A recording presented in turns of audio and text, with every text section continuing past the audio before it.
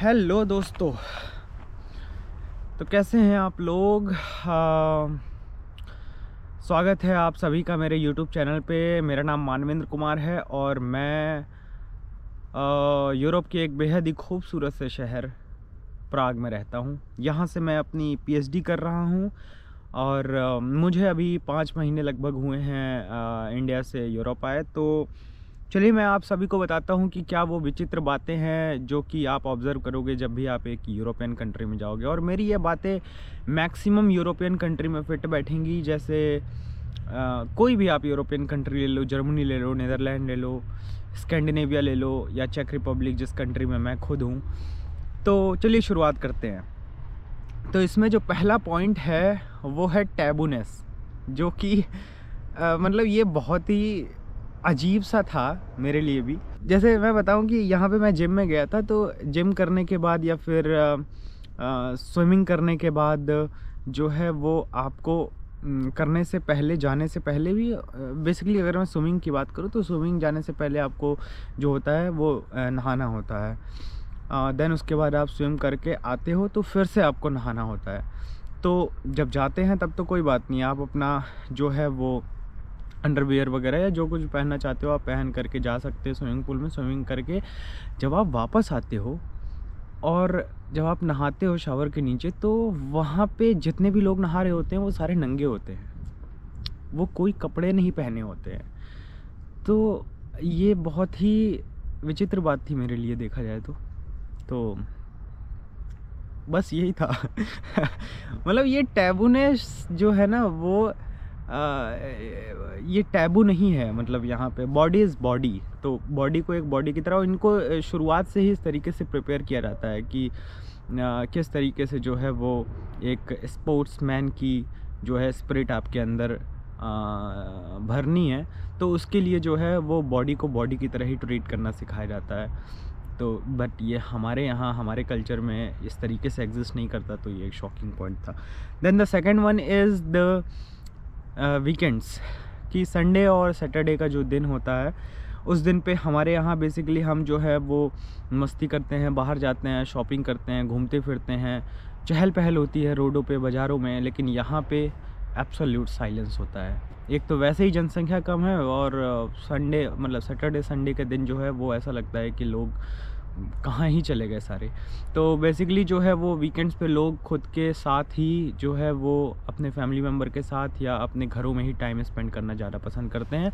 और या फिर जो मेन अट्रैक्टिव जो टूरिस्ट पॉइंट है वो वहाँ पे जाना पसंद करते हैं, बजाय कि वो मार्केट में जा कर के ख़रीदारी करें और शॉपिंग वगैरह करें।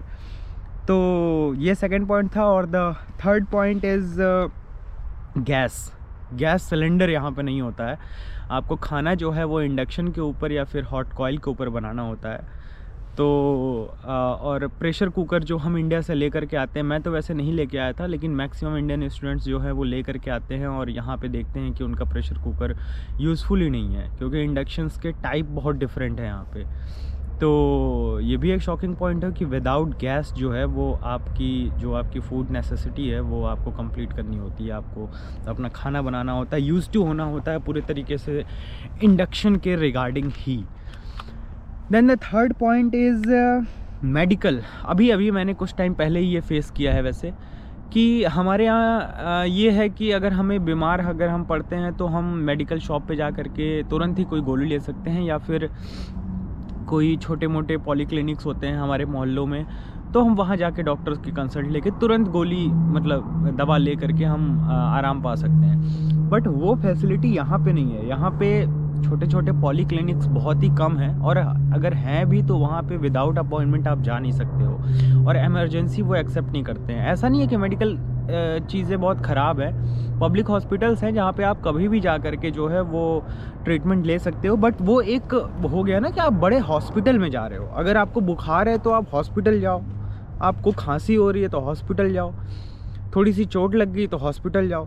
तो मेडिकल चीज़ें जो हैं वो जो सेटअप है, मेडिकल सेटअप है, वो बड़ा जो है वो डिफरेंट है। तो ये भी एक शॉकिंग पॉइंट था मेरे लिए। And the fourth one is, जो कि बहुत ही रोज़मर्रा की ज़िंदगी में मैं उससे अभी भी फेस कर रहा हूँ, वो है टॉयलेट। हमारे यहाँ जो वेस्टर्न टॉयलेट्स होते हैं उसमें जेट तो होता ही है ना यार, बिना पानी के कैसे हो पाएगा। लेकिन यहाँ पे जेट नहीं होता है, सिर्फ़ और सिर्फ टॉयलेट पेपर होता है। तो टॉयलेट पेपर से ही आपको अपना पूरा क्रियाक्रम करना होता है और सीखना पड़ता है ये आपको, क्योंकि इसके अलावा कोई ऑप्शन नहीं है। तो ये भी है जो कि काफ़ी विचित्र बात है।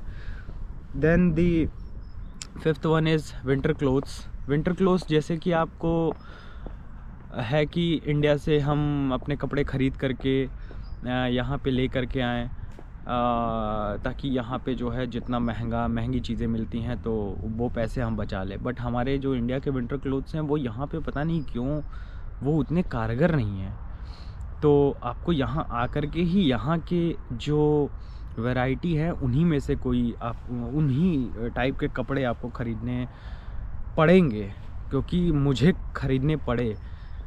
तो ये भी एक विचित्र बात है देखा जाए तो। चलिए तो आगे बढ़ते हैं। और the sixth one is grocery shops. Grocery shops पे जो आप सामान ख़रीदने जाते हो तो उन सामानों पे एमआरपी नहीं लिखी होती है कि भाई ये इतने यूरो का है या इतने चेक क्राउन का है, ऐसा कोई एमआरपी नहीं लिखी होती है। जैसे हमारे यहाँ है कि एक कोका कोला की बॉटल है, उसके नेक पे, या पेप्सी की बॉटल है तो उसकी नेक पे जो है प्राइस लिखा होता है। कुछ भी खरीदेंगे तो उस पर एक एमआरपी होगा, और ये लीगल है इंडिया में कि एमआरपी के ऊपर सामान नहीं बेच सकता है कोई भी शॉपकीपर। लेकिन यहाँ पे शॉपकीपर के ऊपर है कि वो कितने का सामान बेचना चाहता है। कोई एमआरपी नहीं होती है, कोई टैग नहीं होता है किसी भी चीज़ के ऊपर, कुछ भी नहीं, प्रिंट पैसे का नामो निशान नहीं होता है कि वो कितने का बना है या कितने का बेचना है, कुछ भी ऐसा नहीं होता है। It depends on that particular shop कि वो कितने पे बेचना चाहता है। आपके बगल वाली शॉप पे ही जो है वो यहाँ पे कोई चीज़, अगर मैं रुपए में बताऊँ तो कोई चीज़ 10 रुपये की मिल रही है और उसके जस्ट बगल वाले में वो चीज़ क्या पता 30 रुपये की मिल रही हो। तो इट डिपेंड्स उस शॉपकीपर के ऊपर कि वो कितने पे सामान बेचना चाहता है। तो ये भी एक स्ट्रेंज थिंग थी कि एमआरपी नाम की कोई चीज़ नहीं होती इधर। Then the next one is parental visa. अब हम आते हैं तो हमें ऐसा लगता है कि हमें ये प्रिविलेज मिल गया है कि हम एक लॉन्ग टर्म रेजिडेंट परमिट हमें मिल चुका है, तो इसका फ़ायदा हम अपने फैमिली को भी दे सकते हैं, उनको भी हम यहाँ पे बुला सकते हैं, अपने साथ रख सकते हैं। बट ये कहीं हद तक सही नहीं है। ये बहुत ही नेगेटिव पॉइंट है कि आपके फैमिली मेम्बर्स को सिर्फ़ और सिर्फ टूरिस्ट शेंगन वीज़ा ही प्रोवाइड किया जाएगा, जो मैक्सिमम 90 डेज़ का हो सकता है। तो ये एक जो है वो शॉकिंग पॉइंट है देखा जाए तो, कि आप सेटल हो, आप आ गए हो, तो इसका मतलब ये नहीं कि आपकी फैमिली भी उतना ही रिलाय कर पाएगी जितना आप यहाँ पे आकर के हो चुके हो। तो ठीक है, तो जो नेक्स्ट वन इज़ जो है वो, वैसे ये शॉकिंग ऐसे ही बिहेवियरल बात किया जाए तो मुझे शॉकिंग लगा था कि कोई भी लोग यहाँ बैठे हैं, किसी को नाक साफ़ करना है या छींकना है, छींकना तो चलो ठीक है, छींक को तो नहीं रोक सकते हैं, लेकिन अगर नाक साफ़ करना है तो भाई पब्लिक में कहीं मीटिंग चल रही है, 10 लोग बैठे हैं, बहुत इंपॉर्टेंट बात चल रही है, और तुरंत टिश्यू पेपर निकाला और जो है लग गए। तो मैंने कहा कि यार ये बंदा अजीब सा है। फिर मैंने दूसरे बंदे को देखा, वो भी कर रहा है, तीसरा चौथा, सभी ऐसे हैं भाई। तो इसका मतलब कि इनका ऐसा कुछ नहीं है कि मतलब आपको प्रॉब्लम होगी तो अभी मैं ना करूं।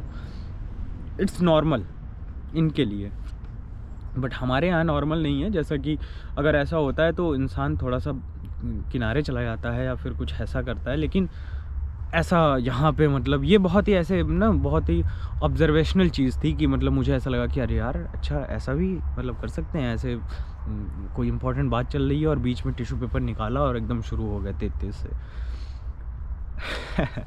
तो चलिए, तो लास्ट पॉइंट जो है वो, last but not least, next और वीडियोज़ में और भी चीज़ें बताऊँगा, but the last one is की आइसोलेशन। आप जैसे हम क्या होते हैं ना कि बहुत ही मिलनसार इंसान होते हैं, बड़ी म्यूचुअल लोग होते हैं हम, बट यहाँ पे लोग बहुत म्यूचुअल नहीं है। आप उनकी एक बाउंड्री है, एक खुद का जो दायरा है, उस दायरे को आप क्रॉस करोगे तो वो कंफर्टेबल नहीं महसूस करेंगे आप लोग के साथ।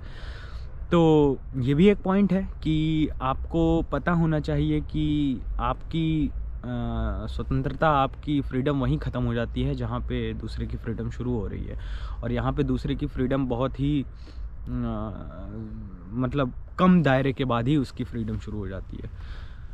तो वो नहीं इतने मिलनसार होते हैं। यूरोपियंस वैसे भी बहुत ही आइसोलेटेड रहना पसंद करते हैं बिकॉज ऑफ द वेदर। अच्छा, वेदर की तो बात भूल ही गया।